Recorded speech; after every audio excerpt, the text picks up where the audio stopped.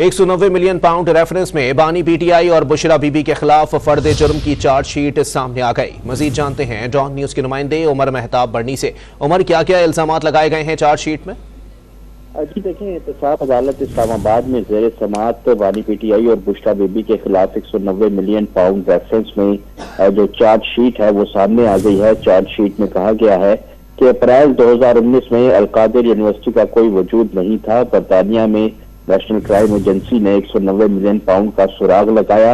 190 million pound Pakistan मुंतकिल होने से कबल असासा रिकवरी यूनिट के सरबराह शहजाद अकबर ने प्रॉपर्टी टाइकून से खुफिया मुआहिदा किया।